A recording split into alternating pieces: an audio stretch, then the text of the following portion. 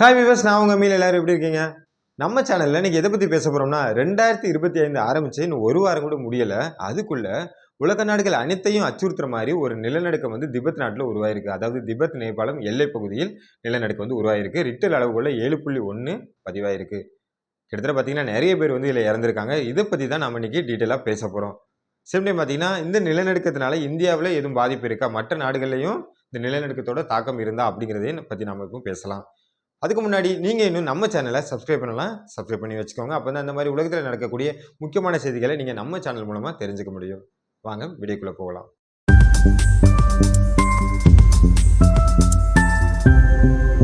ஜனவரி 7, 2025, அதாவது நேற்று அதிகாலை 6:35 மணிக்கு திபெத் நாட்டில் எல்லாரும் தூங்கிட்டு இருந்த அந்த டைம்ல பில்டிங் எல்லாமே திடீர்னு குலுங்க ஆரம்பிக்குது.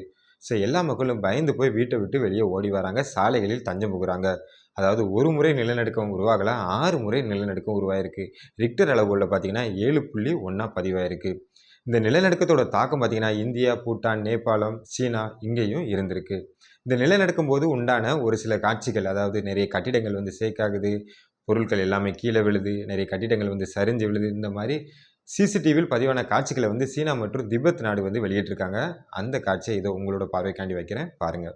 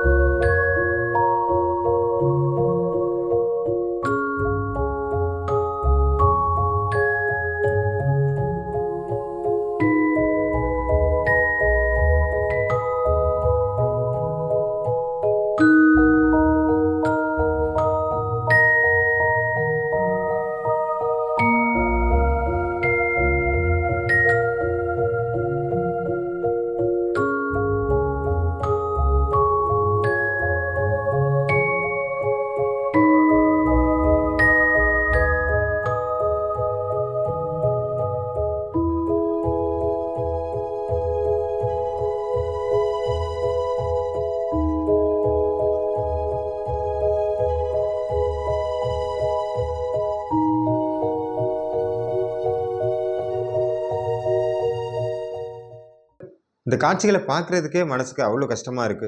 ஸோ இந்த நிலநடுக்கம் பார்த்தீங்கன்னா கரெக்டாக திபெத் அப்புறம் நேபாளம் இந்த எல்லை பகுதியில் வந்து உருவாயிருக்கு. இதில் திபெத் நாட்டில் தான் இந்த நிலநடுக்கத்தினால் உருவான பாதிப்பு வந்து ரொம்ப அதிகம். ஸோ கரெக்டாக பார்த்தீங்கன்னா இமயமலையோட மலையடிவாரத்தில் வந்து இந்த நிலநடுக்கம் வந்து உருவாயிருக்கு. இதனால் இமயமலையில் பனிச்சரிவு உண்டாயிருக்கு.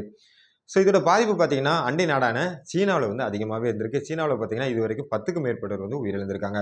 ஆனால் உயிரிழந்தோர் எண்ணிக்கை வந்து அதிகமாக இருக்கிறது பார்த்தீங்கன்னா திபெத் தான். ஸோ திபெத்தில் நிறைய முக்கியமான நகரங்களில் வந்து இது வந்து பெரிய பாதிப்பை வந்து உண்டு பண்ணியிருக்குன்னு சொல்லலாம்.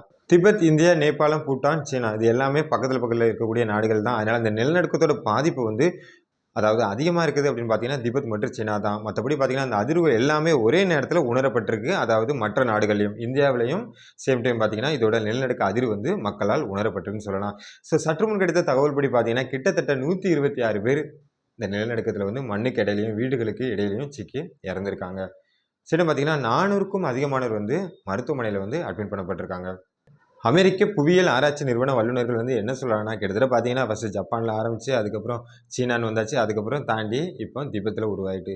ஸோ கிட்டத்தட்ட பார்த்தீங்கன்னா இன்னும் கொஞ்ச நாளில் இந்தியாவுக்கு நிலநடுக்கம் வருவதற்கான வாய்ப்பு வந்து ரொம்ப அதிகம் தான் சொல்கிறாங்க. ஸோ முழுக்க முழுக்க இந்த நிலநடுக்கம் உருவாவதற்கு காரணம் என்ன அப்படின்னு பார்த்தீங்கன்னா ஏற்கனவே நம்ம நிறைய வீடியோவில் சொல்லிட்டேன், கிளைமேட் சேஞ்ச் தான்.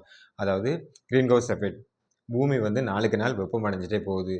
ஸோ நம்ம அதிகமாக நிலக்கரி, அதாவது எரிவாயு அதிகமாக பயன்படுத்துகிறோம். அதாவது பெட்ரோல், டீசல் இந்த மாதிரி கார்பன் மோனாக்சைடை வெளிப்படுத்தக்கூடிய எரிபொருளை நம்ம பயன்படுத்துறதுனால பூமி வந்து அதிகமாக வெப்பமடைஞ்சிட்டே போகுது. அதனால இந்த மாதிரி நிலநடுக்கங்கள் வந்து எப்போனாலும் எந்த இடத்துலனாலும் உருவாகலாம் அப்படின்னு சொல்கிறாங்க.